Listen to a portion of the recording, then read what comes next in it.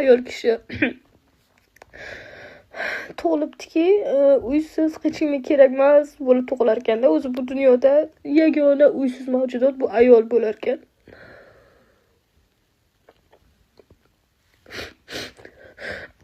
Menga hozir aqllilik kerak emas. Iltimos, o'zimni dardim o'zimga yetib turibdi. Umuman kerak emas sizlarniki. Вообще lishniy menga ko'tara olmayman, to'g'risi hozir negativda. Jahl ustida nimadir qilib qo'yishim mumkin. Iltimos, aqllilik qilmanglar, yomon gap yozmanglar menga. Shunchaki kuch motivatsiya so'rab men video qo'yaman. 17 yil, 18 yil qizlik uyda yashaydi, turmushga chiqadi. Turmushi o'xshamaydi. Ajrim bo'ladi, bitta, ikkita, uchta bola bilan qaytib keladi.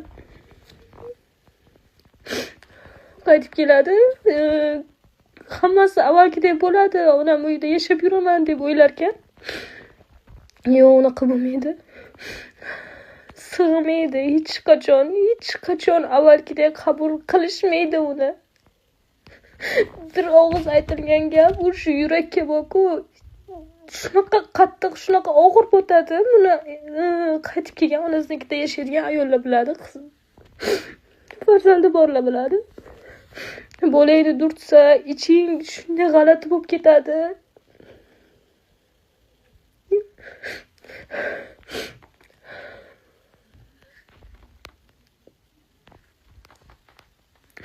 O'rtada hozir oldimda ikkita yo'l borda.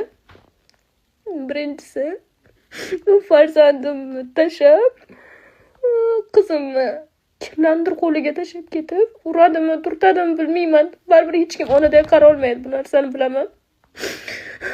Mensiz, o'zimsiz qizimni yolg'iz tashlab ketib, chet elga chiqib ishlash, sharoit qilish, o'zim uchun, qizimning kelajagi uchun harakat qilishim. Chetga chiqib.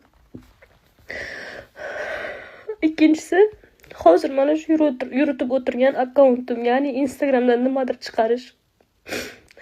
Bu uchun farzandim ham yonimda bo'ladi. Sizlarning yordamlaringiz kerak menga. Nima deydi? Men shunchaki mayli kerak emasdir, kontentlarim sizlarga qiziqmasdir, shunchaki qo'llab-quvvatlanglar meni. Shunchaki podpiska bo'linglar, bo'ldi. Boshqa narsa kerak emas. Farzandim, qizimning hayotini yaxshilanishiga va men bilan, onasi bilan bo'lishiga, bizning hayotimiz yaxshilanishi hozir nima desam ekan, avvalambor Allohni, keyin sababchi bo'lishlaringiz mumkin.